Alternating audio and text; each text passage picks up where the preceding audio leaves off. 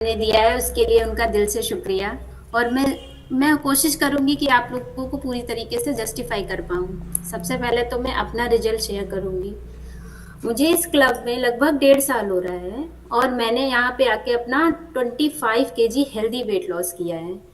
और बहुत सारी चीजें मैंने अच्छी की, अपना एनर्जी लेवल को मतलब इंक्रीज किया है और अपनी स्किन की हेल्थ को अच्छा किया है। मेरा सीजर हुआ था, स्टिच मार्क्स बहुत ज्यादा पड़े थे, तो मैम ने बोला था कि अभी आप स्टार्ट करोगे तो धीरे धीरे वो भी सही हो जाएगा। तो मेरा धीरे धीरे मतलब हाँ, मैंने रिजल्ट देखा और मेरा सब कुछ अच्छा हो गया। ओवरऑल ये तो मेरा मतलब हेड टू टो सब कुछ अच्छा है और मैं यहाँ पे आकर बहुत ज़्यादा खुश हूँ।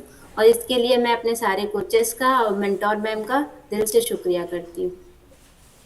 तो आइए चलते हैं आज के टॉपिक पे। और आज का टॉपिक हमारा है the power of meal timing, जिसका मुझे तो बिल्कुल भी आइडिया नहीं था, बट मैंने उसको जस्टिफाई करने के लिए मैम की हर एक बात को माना और उसे जस्टिफाई भी किया।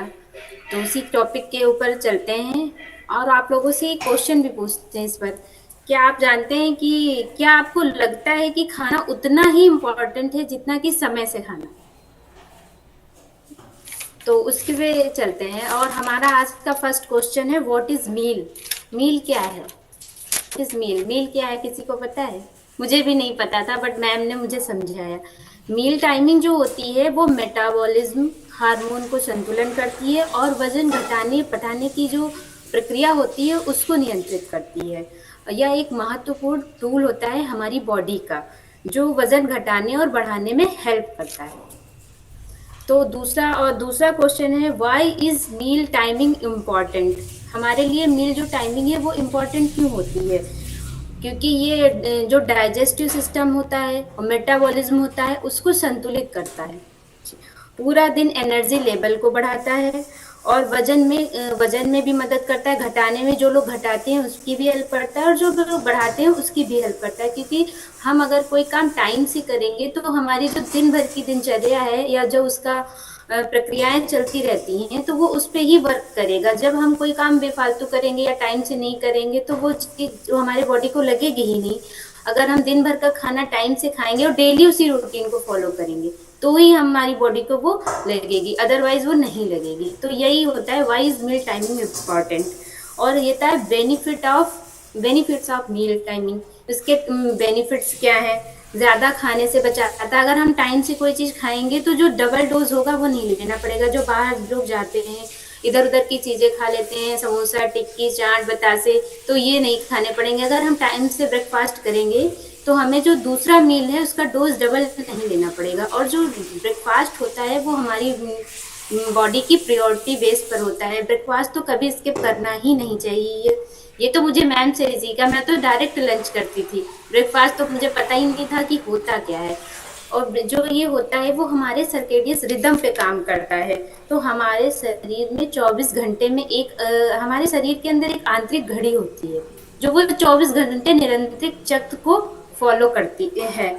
उस दौरान बॉडी को कुछ हार्मोन जैसे कोर्टिसोल, इंसुलिन, मेलाटोनिन जो उसके उतार चढ़ाव पर होते हैं, जो भूख को, डाइजेशन सिस्टम को और जो मतलब वसा जैसी चर्बी जैसी जो होती है प्रक्रियाएं उनको कम करने की कोशिश करती है।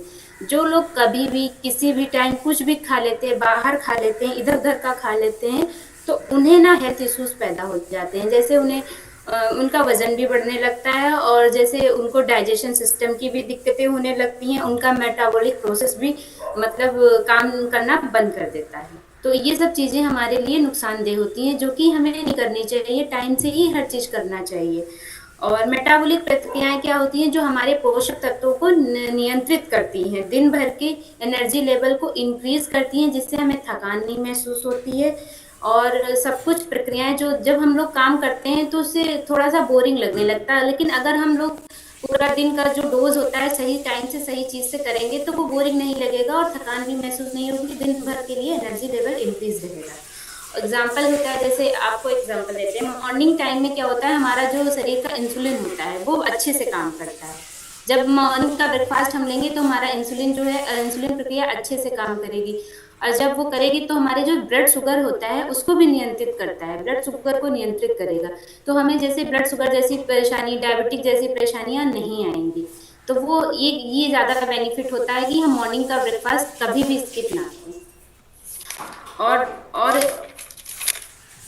स्लाइड 4 में आपको बताते हैं कि बेस्ट मील टाइमिंग क्या होता है। जैसे बेस्ट मील टाइमिंग में सबसे पहले ब्रेकफास्ट का टाइम है 8 से 9 के बीच में। मैम भी जैसे डाइट जो देती हैं वो होती है, तो 8 से 9 के बीच में हमें ब्रेकफास्ट तो कर ही लेना चाहिए, और ये हमारी बॉडी की नीड है। ब्रेकफास्ट तो नहीं स्किप करना चाहिए। और जिसमें ब्रेकफास्ट में आप हेल्दी फाइबर है, हेल्दी फैट है, ये सब चीज़ें ले सकते हैं। प्रोटीन का उपयोग सही मात्रा में अपने बॉडी के अकॉर्डिंग करना चाहिए। और लंच में क्या होता है, मेटाबॉलिज्म को बेहतर बनाने के लिए 1 से 2 बजे के बीच में लंच जरूर करें।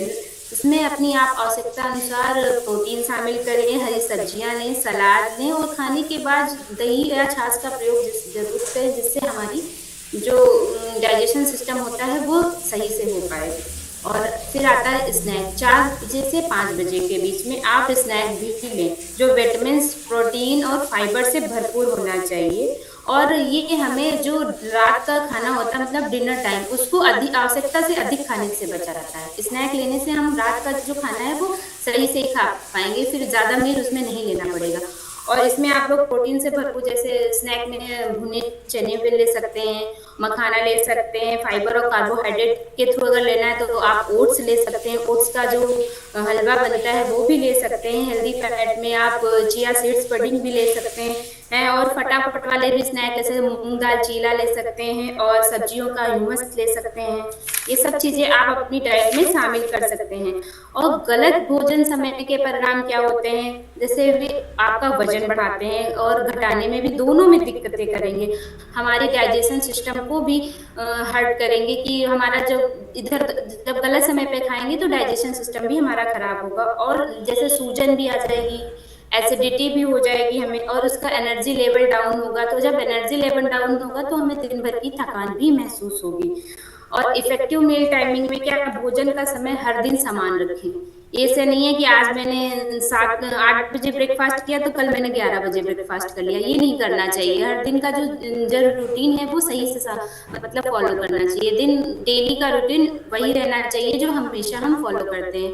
अगर लंच का टाइम हमारा 9 बजे है तो 12 बजे है, सॉरी 12 से 1 के बीच में है तो वही करना चाहिए। और स्नैक का टाइम अगर हमारा 4 से 5 के बीच में है तो वही। डिनर का टाइम 7 बजे से 8 बजे के बीच में है तो वही फॉलो करना चाहिए। ऐसा नहीं होना चाहिए कि एक दिन आपने ये कर लिया और नेक्स्ट डे आपने दोबारा उसकी टाइमिंग चेंज कर दी, तो इससे भी कभी भी फर्क नहीं पड़ेगा। और सोने के लगभग 3 से 4 घंटे पहले ही हमें भोजन करना चाहिए। भोजन करने के 30 मिनट बाद ही पानी पीना चाहिए, और रात में भोजन करने के बाद हमेशा 1 घंटे तो वॉकिंग करनी ही चाहिए। और अभी आपको मैं अपना ही एक एग्जांपल देती हूँ। पहले जब मैं इस क्लब में नहीं थी तो मेरा रूटीन था, मैं 4 से 5 बजे के बीच में ही लंच करती थी, और सुबह मेरा डिनर भी स्किप हो जाता था। मैं 3 बजे जब आती थी, 5 बजे मेरा डिनर होता था। और जब मैं आ जाती थी इसके बाद रात का खाना 11 से 12 बजे। तो यही मेरी बॉडी की सबसे ज़्यादा नुकसान थी कि मैं 76 केजी की थी और मेरा फैट बहुत बढ़ा हुआ था। तो होप सो आपको कुछ थोड़ा सा समझ में आया होगा।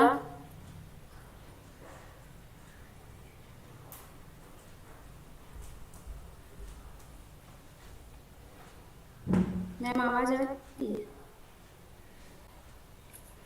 तो वही था कि हम अपने मेटाबॉलिज्म को बेहतर बनाने के लिए अगर अपना टाइम मील का सही रखेंगे अपना समय, तो हमारी बॉडी भी उतना ही सुडौल रहेगी जितना कि हम चाहते हैं। अगर ये सब कुछ हम टाइम से फॉलो करेंगे तो अपने आप को और बेहतर बना पाएंगे, by energy level, by figure, by अपने माइंड पे। मतलब जब ये चीज़ें हमारी फिजिकल और मेंटली दोनों चीज़ों को भी इफेक्ट करती है ना, तो आप दोनों चीज़ों को बेहतर बना पाएंगे। अगर हम टाइम से अपना हर एक काम करेंगे तो सब कुछ बेहतर हो जाएगा। आपका एनर्जी लेवल भी इंक्रीज होगा, डाइजेस्टिव सिस्टम भी सही होगा, आपके हेल्थ इश्यूज भी हैं वो भी प्रायोरिटी बेस पे रहेंगी, वो भी अच्छी हो जाएंगी। तो हमें हर काम जो है टाइम से ही करना चाहिए। और मैंने इसीलिए आपको लिए ये टॉपिक चुना है क्योंकि मैं इस टॉपिक पे बिल्कुल भी नहीं थी। कि मैंने इसको बहुत अच्छे से जस्टिफाई किया है, इसलिए मैंने आप लोगों के लिए भी थोड़ा सा ये जस्टिफाई किया, हो सके तो आप लोगों को भी समझ में आएगा। थैंक यू मैम, आपने इतना अच्छा टॉपिक दिया मुझे। ओके।